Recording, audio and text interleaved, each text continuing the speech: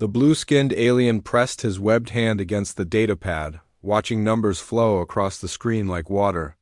Ambassador Crix had cataloged over 400 species during his career with the Galactic Council, but none had been as simple to classify as these creatures from the third planet of a yellow star. Strong muscles, decent endurance, basic tool use, and most importantly, a complete lack of advanced technology. Perfect laborers. Earth's governments had tried to resist when the massive ships appeared over major cities 3 months ago. Their primitive projectile weapons bounced harmlessly off energy shields that had protected Council vessels for thousands of years. Nuclear weapons were intercepted by point defense systems designed to stop asteroid impacts. Within 6 weeks, every human military installation lay in ruins, and the surrender documents were signed in what the locals called New York City. Roy Blake had been a pilot in the Earth Defense Force, flying outdated fighters against impossible odds until his squadron was vaporized by a single plasma burst. Now he stood in a processing center on Luna, watching as families were separated into different work categories. Children too young to labor were sent to education facilities to learn proper obedience. Adults were sorted by physical capability and shipped to various worlds throughout Council space. The sorting process fascinated the alien observers. These humans seemed to have no specialized roles like proper civilized species. The Blue Altari were natural diplomats with centuries of breeding for negotiation skills. The insect-like Veron had evolved specifically for construction work, their 4 arms and compound eyes perfect for building. The tentacled Keth possessed enlarged brain chambers that made them ideal scientists and researchers. But humans appeared to be generalists, capable of basic work in any field, but masters of none. Dr. Amy Foster clutched her small bag of belongings as guards, herded her group toward a transport ship. She had spent 15 years studying quantum mechanics at Earth's most prestigious universities, published papers that pushed the boundaries of theoretical physics, and dreamed of unlocking the secrets of faster-than-light travel. The alien classification system had designated her as agricultural worker. Class 2, her doctorate meant nothing to creatures who measured intelligence by the size of brain cavities and the presence of specialized organs. The transport ship carried 3,000 humans to a mining world in the Proxima system. The vessel's interior was designed for cargo, not passengers. Humans sat on metal floors, sharing water rations and stale nutrition bars while alien crew members monitored them through sealed compartments. No one spoke much during the 6-day journey. What was there to say? Their world was gone, their families scattered, their futures decided by beings who saw them as nothing more than biological machinery. Proxima mining complex stretched across an entire continent, its excavation sites reaching deep into the planet's crust to extract rare minerals needed for Council technology. The facility processed materials for over 40 worlds, operated by a workforce of various species, each assigned to tasks that matched their biological advantages. Humans were given the heaviest physical work, hauling or carts through tunnels. Too small for the larger Viren workers, the alien overseers were tall, pale creatures called Vorthak with emotionless black eyes and skin like polished stone. They communicated through electronic translators that converted their clicking sounds into various languages. To them, all humans looked identical. They assigned numbers instead of using names, referring to Dr. Foster as Unit 2847 and treating her exactly the same as the construction worker in the next tunnel or the teacher loading or carts nearby. But the Vorthak made their first mistake within days of the humans' arrival. Work efficiency at the mining complex increased by 40%. In the first month, humans were not just following orders, they were studying every aspect of the operation. Dr. Foster observed the molecular scanners used to identify valuable ore deposits, noting their frequency patterns and energy requirements. Former engineer Lisa Wong examined the automated transport systems, mentally cataloging their control mechanisms and power sources. Even workers with no technical background began to understand the mining operation better than their overseers expected. The improvements were subtle at first. Humans rearranged their work schedules to reduce travel time between excavation sites. They developed hand signals to coordinate lifting heavy equipment. They shared techniques for identifying ore veins that the scanning equipment sometimes missed. The Vorthek noticed the increased productivity but attributed it to proper discipline and training. In their reports to the Council, they praised the human work units for their adequate performance. What the overseers failed to notice were the conversations happening during rest periods. Humans were natural storytellers, and they shared more than just personal experiences. Dr. Foster quietly explained basic physics principles to anyone who would listen.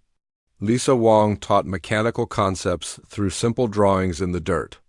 A former computer programmer named Mike Turner showed others how to think systematically about complex problems. Knowledge spread through the human population like wildfire. Invisible to their captors, the communication network began accidentally. When two humans from different work shifts realized they could leave messages for each other by arranging small rocks in specific patterns, the idea spread rapidly, evolving into a sophisticated system of coded information exchange.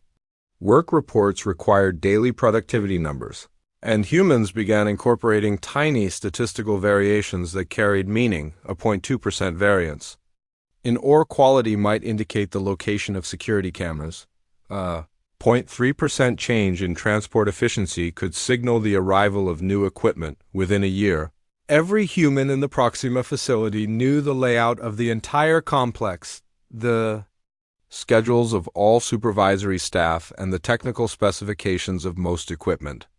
They had memorized guard rotations, identified security weaknesses, and even learned basic words in the Vorthek language by listening carefully to their conversations. But they made no move to escape or rebel.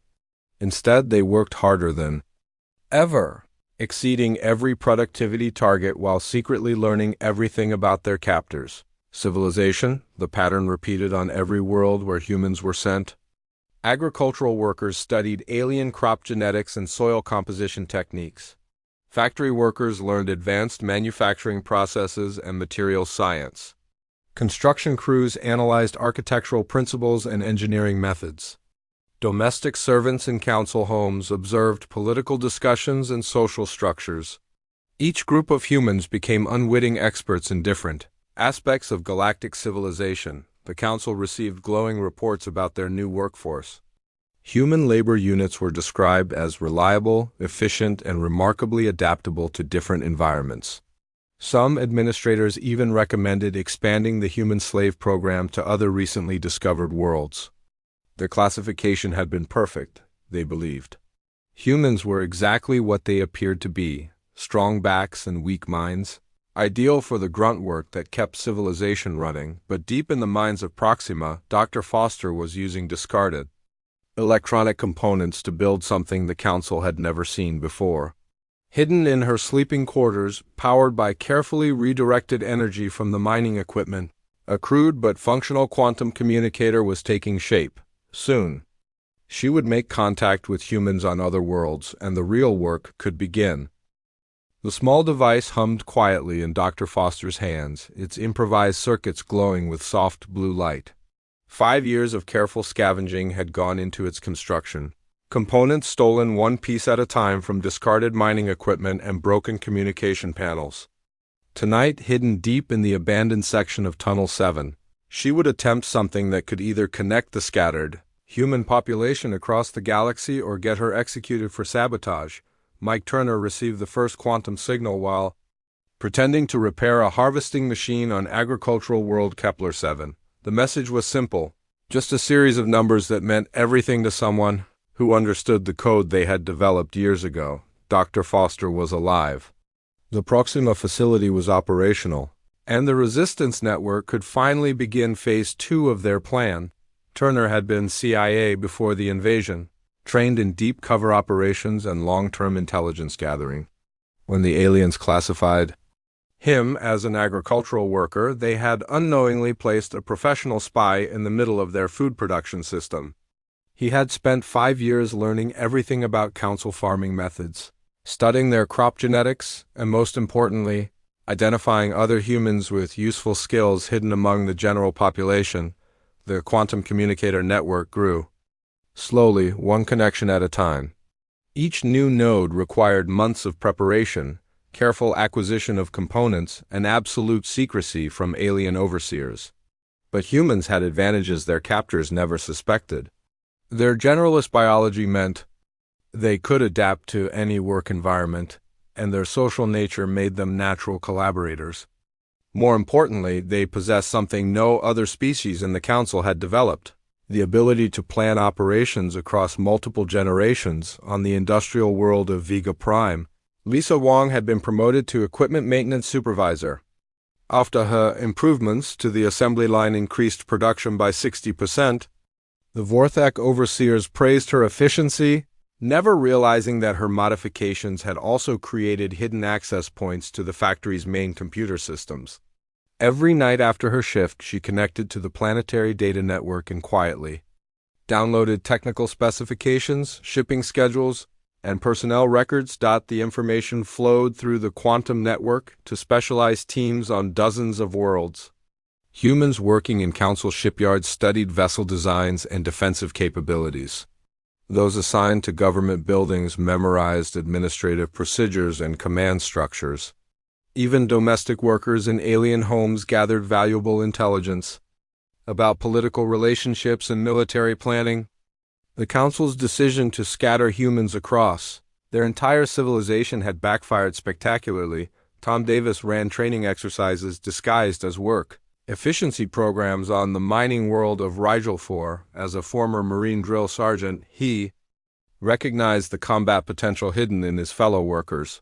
Loading or carts became weapons training when you understood the proper techniques. Moving heavy equipment taught tactical coordination. Even basic maintenance work could prepare people for demolitions and sabotage operations. The alien supervisors encouraged these improvements because they resulted in better productivity numbers. The network's greatest achievement was mapping the Council's military infrastructure. Humans working at various installations slowly assembled a complete picture of defensive systems, fleet deployments, and strategic resources. They learned that the Council's power came primarily from technological superiority rather than actual military strength.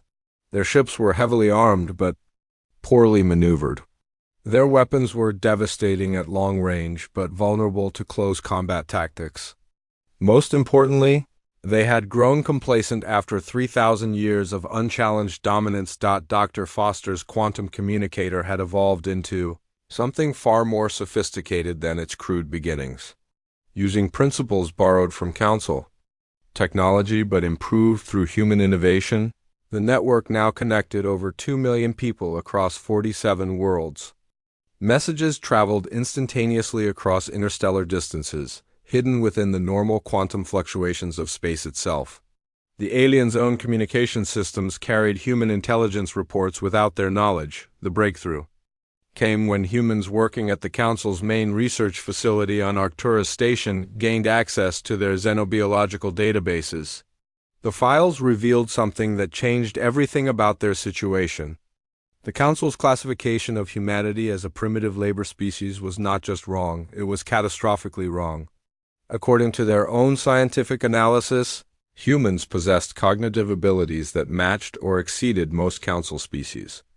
Their apparent technological primitiveness was simply a result of their recent emergence as a spacefaring civilization. More disturbing was the revelation that the Council knew this information but had suppressed it. Internal documents showed heated debates among xenobiologists who argued that humans represented a potential threat to Council authority. The decision to classify them as laborers had been political, not scientific, designed to prevent humanity from developing into a rival power. The enslavement was not just exploitation, it was a deliberate attempt to cripple human civilization permanently. This knowledge spread through the network like wildfire, transforming the resistance from a survival operation into something far more ambitious. Humans began to see their situation not as temporary captivity, but as an unprecedented opportunity.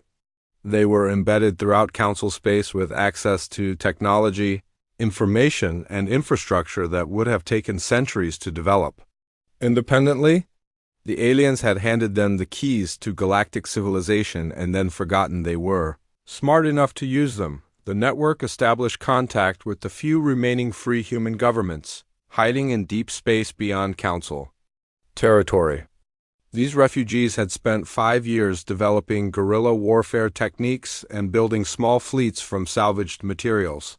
But when they offered to mount rescue operations, the response from the slave populations was unexpected. They did not want to be rescued, at least not yet. The plan that emerged from these communications was breathtaking in its scope and patience. Rather than attempting immediate escape or rebellion, the human network would continue gathering intelligence and infiltrating council systems for as long as necessary. They would learn everything about galactic civilization, master every technology, and identify every weakness. When they finally acted, it would not be as escaped slaves fighting for survival, but as a fully prepared civilization claiming their rightful place among the stars. Years passed as the network grew stronger and more sophisticated. Humans in government positions learned about interspecies politics and trade relationships. Those in military installations studied weapons technology and tactical doctrine. Scientists and engineers working at research facilities absorbed centuries of accumulated knowledge in physics, chemistry, and biology. The Council's most advanced technologies were reverse engineered and improved by human minds that approach problems from entirely different perspectives. The aliens noticed some changes, of course. Work efficiency continued to increase across all facilities with human labor. Equipment failures became less common as human workers took better care of machinery. Even crime rates dropped in areas with large human populations. The Council administrators attributed these improvements to successful conditioning and proper species placement. They congratulated themselves on the wisdom of their classification system, but in the hidden spaces between shifts, in the quiet moments after lights out, in the brief encounters between work assignments, humans shared information that would have terrified their captors. They knew the exact location of every major military installation. They understood the weaknesses in Council defensive systems. They had identified the key individuals who controlled various aspects of galactic government. Most importantly, they had learned to think on a scale that no individual alien mind could comprehend. The network was no longer just a resistance movement. It had become something unprecedented in galactic history. A distributed intelligence operation spanning dozens of worlds, coordinated by quantum communications, and focused on the systematic acquisition of knowledge and capability. When the time came to act, humanity would not just break their chains. They would shatter the entire system that had forged them. Turner stood in the agricultural fields of Kepler-7, watching alien suns set over crops that fed half the galaxy. Tomorrow he would continue his assigned work, maintaining the fiction of obedient servitude while secretly coordinating intelligence operations across interstellar distances. The Council believed they had enslaved humanity's body, but they had no idea that the human mind was already free and planning something that would change the galaxy forever. The first warning came from Observatory Station Delta 9 on the galaxy's outer rim, a facility so remote that only automated systems monitored its signals. The message was brief and impossible to understand. Something was consuming the stations.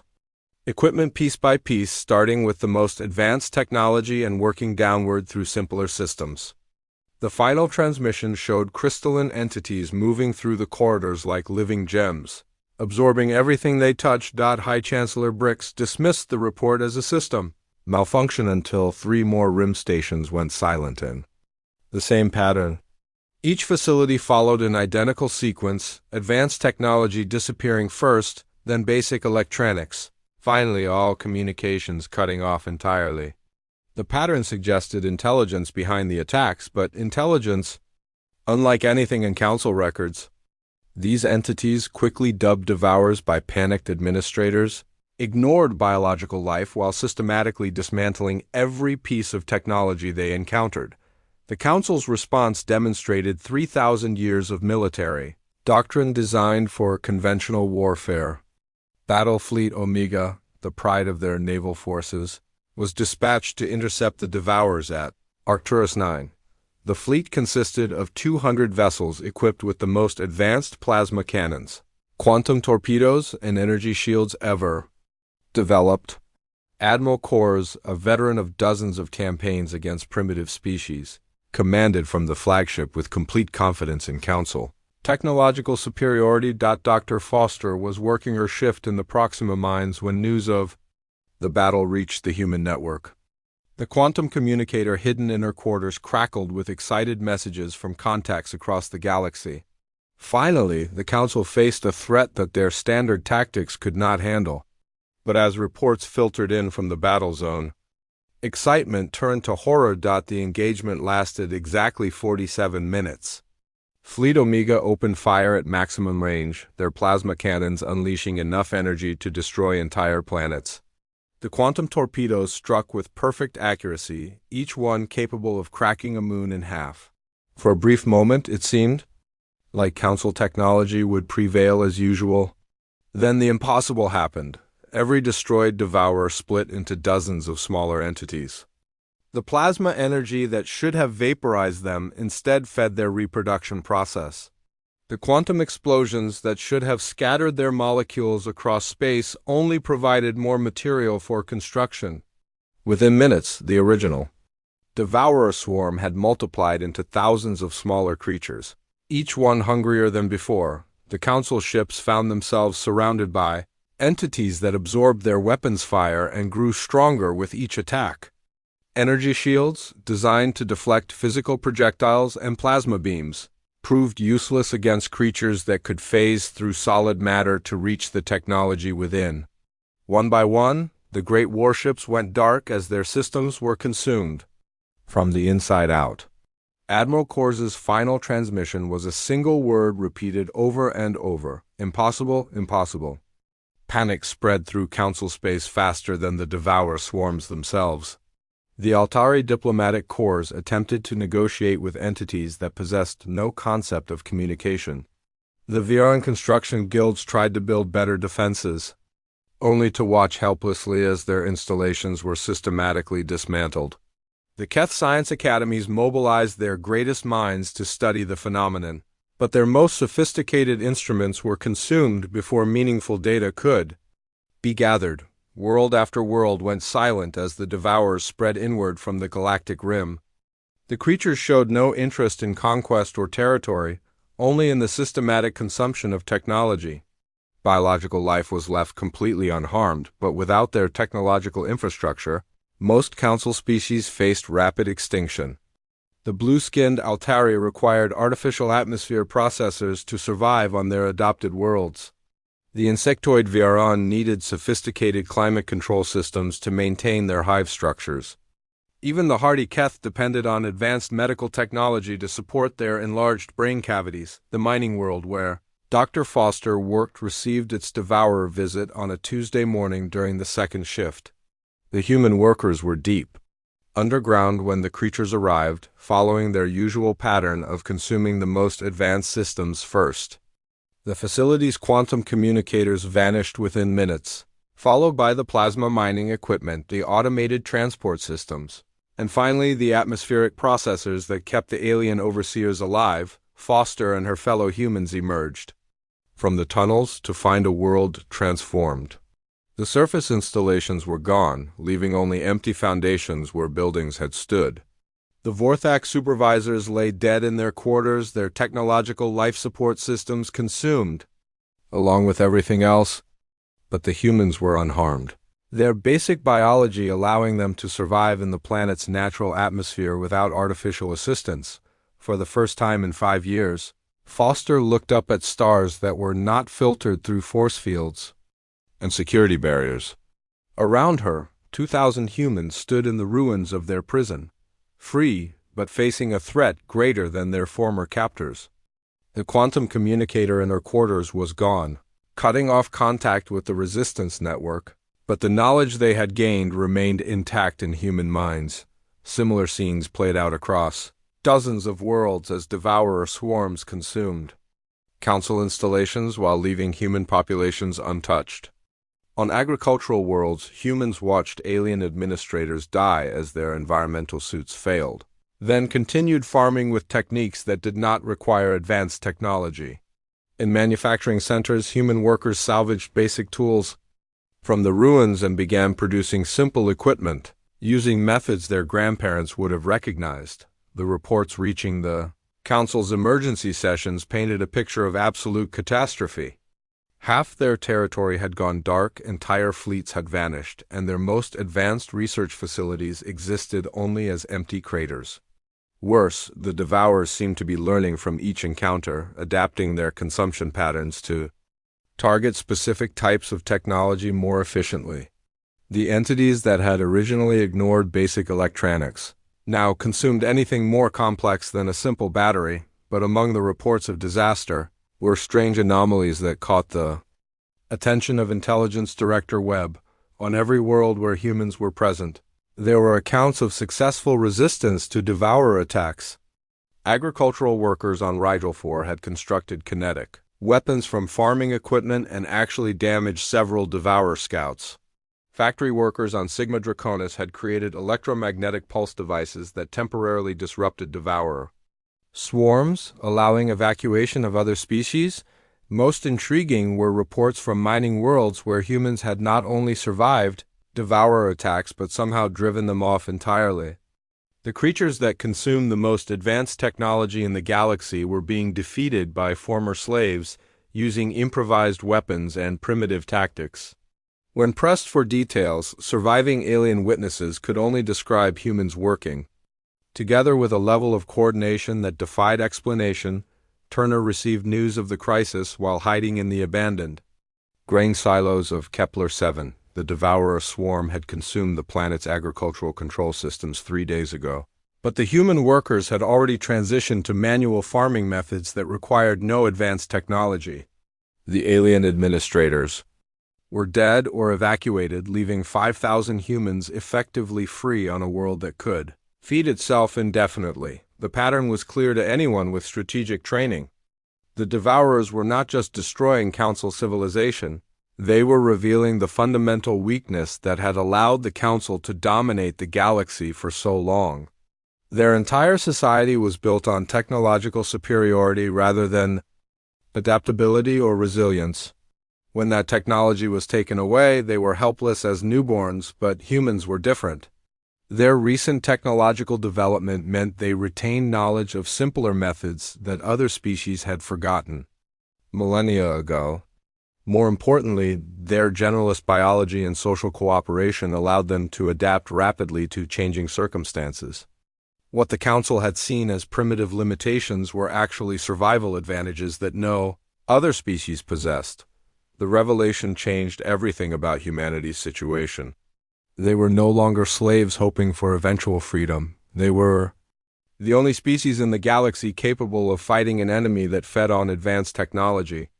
As news spread through the remaining fragments of the human network, a new understanding emerged. The Devourers had not destroyed their chance for liberation. They had created the perfect opportunity to claim leadership of galactic civilization. Foster stood on the surface of Proxima, watching strange lights move among the stars as Devourer swarms consumed another Council world. Tomorrow, she would begin the work of rebuilding using human knowledge and techniques to create a new kind of civilization. One that could survive without dependence on technology, one that could fight enemies that grew stronger from conventional attacks, one that could adapt to threats that no other species could even comprehend. The galaxy was changing, and humanity was finally ready to shape its future. The emergency session of the Galactic Council convened in the deep bunkers beneath Altari Prime, the first time in 3,000 years that the governing body had met in a location chosen for protection rather than prestige. High Chancellor Brix looked across the chamber at delegates from species that had ruled the galaxy since before human civilization had developed agriculture. Now they huddled in underground chambers, their once mighty fleets reduced to scattered refugees, their advanced worlds converted to lifeless ruins by entities that consumed technology like a plague. The statistics were devastating. 63 of Council territory had gone dark. 8 of the 12 major fleet commands had been completely destroyed. The Devourer swarms showed no signs of slowing their advance toward the galactic core, consuming everything in their path while growing stronger with each engagement. Traditional weapons not only failed to harm them but actually fed their reproduction cycle. Energy shields provided no protection against creatures that existed partially outside normal spacetime. Counselor Thek of the Keth, Science Directorate presented the latest analysis with trembling tentacles.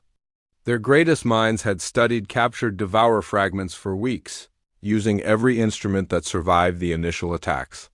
The entities operated on principles that violated fundamental laws of physics, drawing energy from quantum vacuum, fluctuations while converting matter into exotic forms that could phase through solid barriers. Worse, they appeared to be learning from each encounter, adapting their consumption patterns to target specific technologies more efficiently. The Veran construction guilds reported complete failure in developing effective defenses. Their most sophisticated bunkers had been penetrated within hours. Underground facilities offered no protection against creatures that could tunnel through solid rock by consuming the molecular bonds holding it together. Even their simplest fortifications required electronics for basic functions like lighting and life support, making them vulnerable to systematic dismantling. But among the reports of disaster were strange anomalies that demanded explanation, intelligence. Director Webb had compiled data from every Devourer encounter, searching for patterns that might suggest a weakness. What she found instead was evidence of something that challenged every assumption about galactic civilization on World After. World where human populations were present, the pattern of Devourer attacks was different. The entities still consumed advanced technology with their usual efficiency, but they were being slowed, damaged, and in some cases actually driven off by resistance that should not have been possible. The reports were consistent across dozens of star systems. Humans were not just surviving Devourer attacks, they were fighting back successfully using methods that Council science could barely comprehend. Webb activated the holographic display, showing tactical analysis of the Battle of Rigel 4. The mining world had been defended by 12 Vorthak supervisors with standard plasma weapons and energy shields. The Devourer swarm had consumed their equipment within minutes, killing the aliens when their life support systems failed.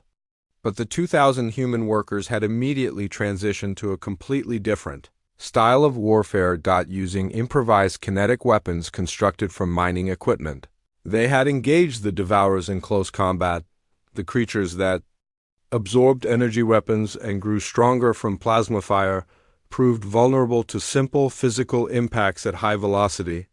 Rocks launched from electromagnetic catapults, metal projectiles fired from spring-powered devices, even hand-thrown objects moving at sufficient speed could damage their crystalline structures. More importantly, the humans had displayed tactical coordination that defied explanation. Without advanced communication systems, they had somehow organized complex battle formations, executed coordinated attacks, and adapted their strategies in real time as the fight progressed. Individual humans had sacrificed themselves to protect others, displaying a level of species loyalty that was unprecedented in Council experience, the pattern repeated on every world where significant human populations encountered Devourer attacks. Agricultural workers on Kepler 7 had constructed siege engines from farming equipment and driven off a major swarm. Factory workers on Sigma Draconis had built electromagnetic pulse devices that temporarily disrupted Devourer coordination, allowing other species to evacuate. Most remarkably, humans on the fortress world of Tau Ceti had not only defeated a Devourer assault but had somehow captured several entities for study. Director Webb concluded her presentation with an analysis that sent shock waves through the chamber. The Council's xenobiological classification of humanity was not just incorrect, it was catastrophically wrong. Humans were not primitive laborers with limited intelligence. They were an apex predator species with cognitive abilities that matched or exceeded most Council races. Their apparent technological primitiveness was simply a result of their recent emergence as a spacefaring civilization. More disturbing was the revelation that some Council scientists had recognized this truth years ago but had been overruled by political considerations. Internal documents showed heated debates among xenobiologists who argued that humans represented a potential threat to Council authority. The decision to classify them as laborers had been political, not scientific, designed to prevent humanity from developing into a rival power. Now that political decision had left the Council facing extinction while their former slaves possessed the only effective weapons against an enemy that fed on advanced technology. The irony was not lost on the assembled delegates. They had enslaved the one species capable of saving them, scattered them across the galaxy for manual labor, and then wondered why they could not find a solution to the devourer crisis. High Chancellor Brix rose slowly from his seat, his blue skin pale with exhaustion and stress. The words he was about to speak would end 3,000 years of Council dominance and admit the greatest strategic blunder in galactic history. But with devourer swarms advancing toward the core worlds and conventional defenses proving useless, pride was a luxury they could no longer afford. The formal request for assistance was transmitted through the few remaining quantum communication networks to human populations across Council space. The message was carefully crafted by the Altari diplomatic corps, acknowledging past mistakes while emphasizing the mutual threat posed by the devourers. In exchange for military assistance, the Council offered immediate freedom for all human populations, full membership in galactic government, and access to surviving technologies. The response came within hours, transmitted through communication networks that the Council had not known existed. Somehow, despite 5 years of slavery and the recent destruction of most advanced technology, humans had maintained contact across interstellar distances.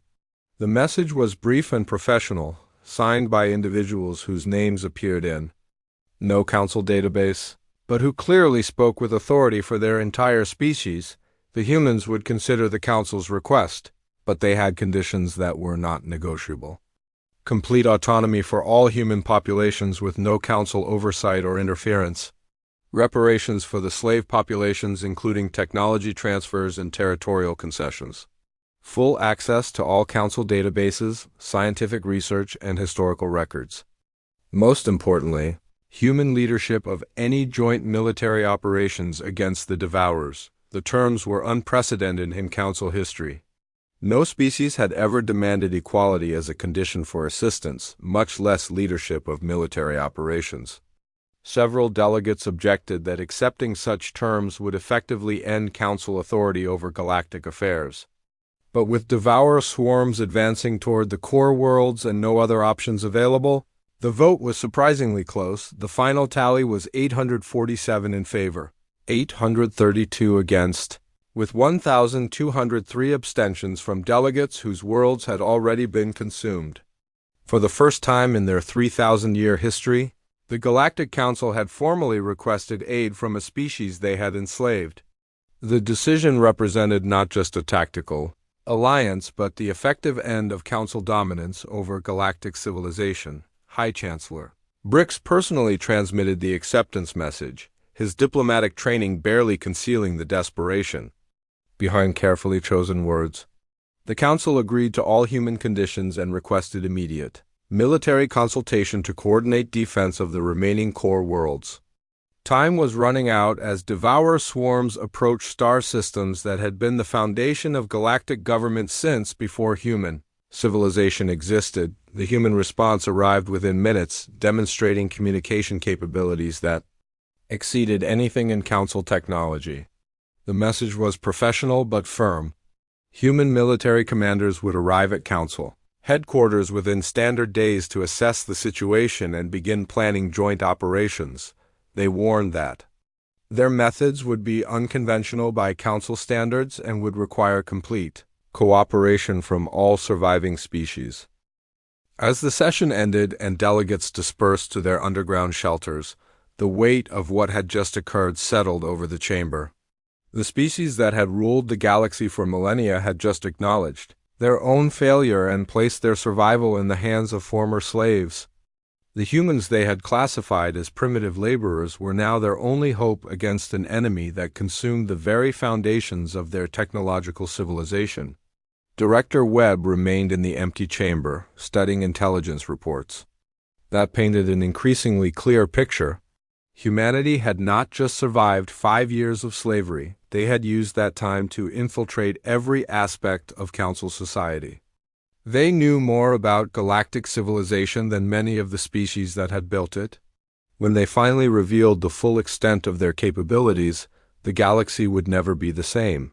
The Devour Crisis had not destroyed Council civilization. It had simply exposed the truth that humans had been the real power in the galaxy for years. Now they were finally ready to claim their rightful place as leaders of a civilization. They had earned the right to reshape. The human delegation arrived at Luna Base in a ship that should not have existed, while the Council's surviving vessels limped through space on damaged drives and failing life support systems. The human craft moved with smooth efficiency that suggested completely functional technology. More disturbing was its design, clearly based on Council engineering principles, but modified in ways that made experienced naval architects question everything they thought they knew about spacecraft construction. Roy Blake emerged from the airlock, looking nothing like the broken pilot who had surrendered 5 years ago. His uniform bore no rank insignia that Council observers could recognize, but his bearing commanded immediate respect from the mixed delegation of aliens who had come to beg for salvation. Behind him walked individuals whose names appeared in no official database, but whose presence suggested a level of organization that the scattered human slave populations should not have possessed. High Chancellor Brix greeted the human representatives. In the base's main conference chamber, a room hastily converted from a storage facility to accommodate the most important diplomatic meeting in galactic history. The irony was not lost on anyone present that the Council's leaders were meeting in a human military installation to negotiate their own survival. Dr. Foster entered the chamber wearing the same mining coveralls she had worn in the Proxima tunnels. But her calm confidence suggested she had never truly been a prisoner despite 5 years of apparent slavery. Behind her walked individuals who introduced themselves with job titles that revealed the scope of human infiltration.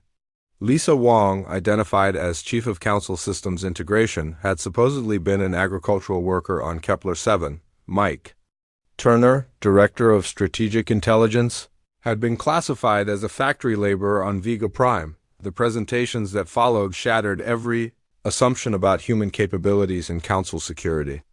Turner activated a holographic display that showed detailed schematic diagrams of every major Council military installation.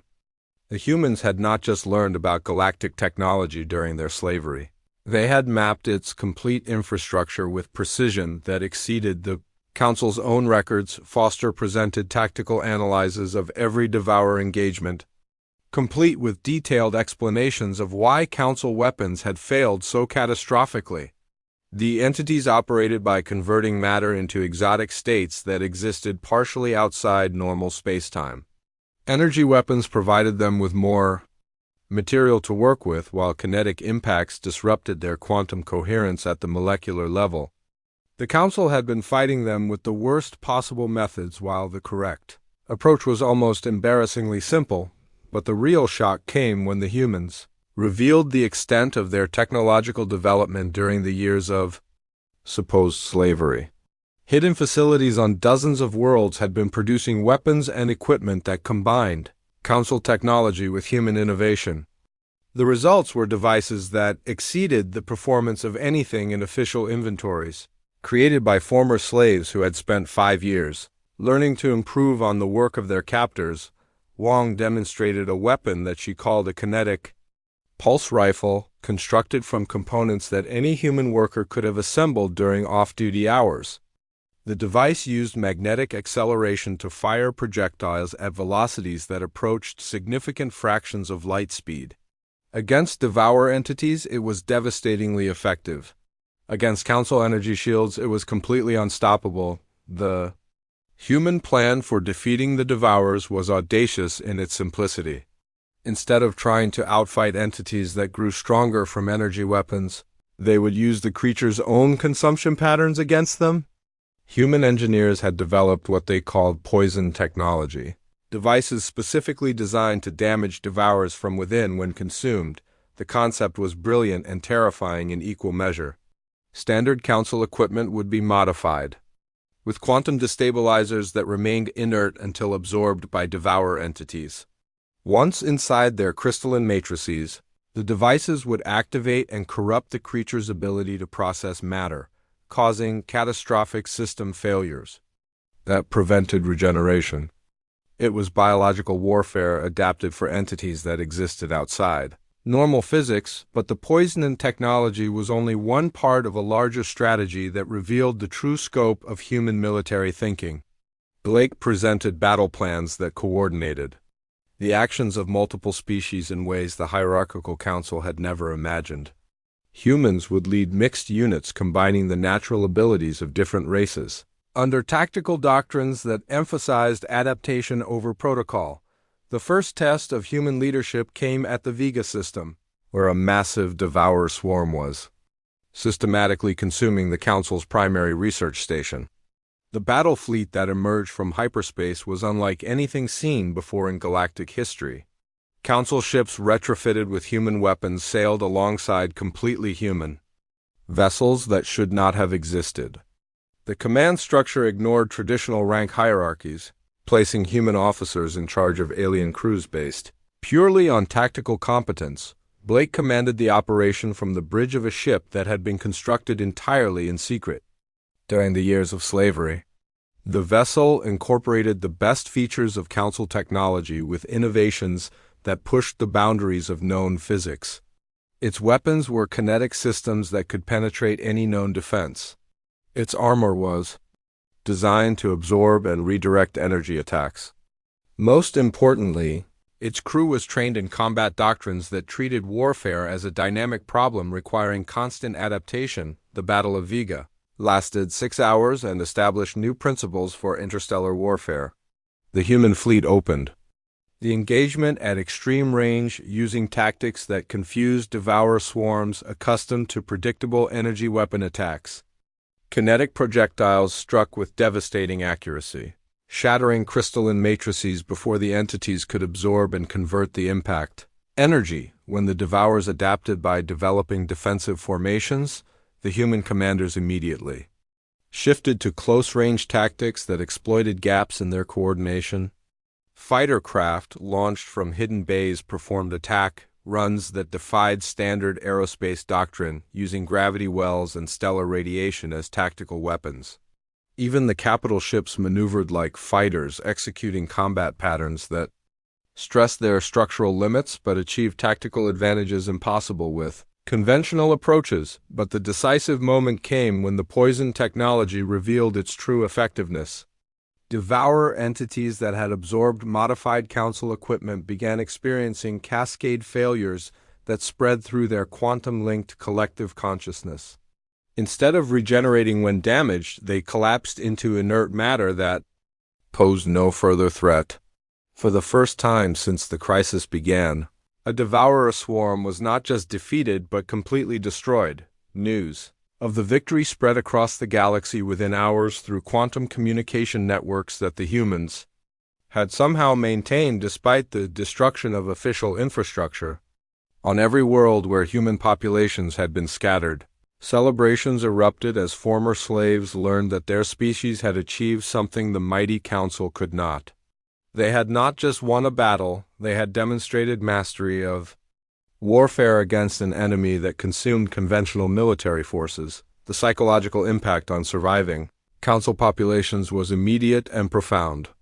The species they had classified as primitive laborers had revealed capabilities that exceeded their own greatest achievements. Humans were not just effective soldiers, they were strategic thinkers who approached problems from perspectives that 3,000 years of Council dominance had never developed. More victories followed as human-led forces engaged devourer swarms throughout Council space. Each battle refined their tactics and revealed new aspects of human military doctrine. They fought with a flexibility that allowed real-time adaptation to changing circumstances. They coordinated across vast distances using communication methods that bypassed conventional technology. Most importantly, they displayed a willingness to sacrifice individual units for larger strategic objectives that no other species had ever matched. The turning point came when human forces launched simultaneous attacks on Devourer concentrations in 17 different star systems. The coordinated offensive demonstrated logistical capabilities that dwarfed anything in Council military history. Human commanders had somehow positioned forces across hundreds of light years while maintaining operational security that prevented any intelligence leaks to their targets. The results were devastating for the Devourers and revelatory for the surviving Council species. Every attack succeeded completely, with entire swarms destroyed using poison technology and kinetic weapons. The entities that had consumed galactic civilization were revealed to be vulnerable to opponents who understood their weaknesses and possessed the tactical flexibility to exploit them. Within months, the Devourer threat was eliminated entirely. The last confirmed swarm was destroyed at the Rim world where the crisis had begun, brought down by human forces using weapons that had been constructed from salvaged mining equipment. The entities that had seemed unstoppable against advanced technology proved helpless against opponents who combined superior strategy with appropriate tools.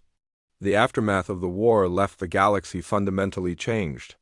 Council authority had collapsed completely, their military forces destroyed or absorbed into human-led coalitions. The species that had ruled for 3 millennia found themselves dependent on former slaves for basic survival. Their advanced worlds lay in ruins, their fleets were scattered debris, and their government existed only in underground bunkers. But humans offered something that the Council had never provided during their long dominance: genuine cooperation between species based on mutual respect rather than hierarchical control. The new galactic government that emerged from the crisis included representatives from every surviving species, with decisions made through consensus rather than imperial decree. Foster stood on the observation deck of humanity's new flagship, watching reconstruction efforts begin on worlds that had been devastated by Devourer attacks. Human engineering teams worked alongside alien specialists to rebuild infrastructure, using hybrid technologies that combined the best features of different approaches. The galaxy was being rebuilt stronger and more resilient than before. The species that had been meant to be enslaved had instead become the saviors of their former masters. More than that, they had proven that true strength came not from technological superiority, but from adaptability, cooperation, and the willingness to learn from every encounter. The stars themselves seemed brighter under human leadership, filled with possibilities that the rigid Council hierarchy had never imagined. Humanity's time as slaves was over. Their time as leaders of galactic civilization had only just begun.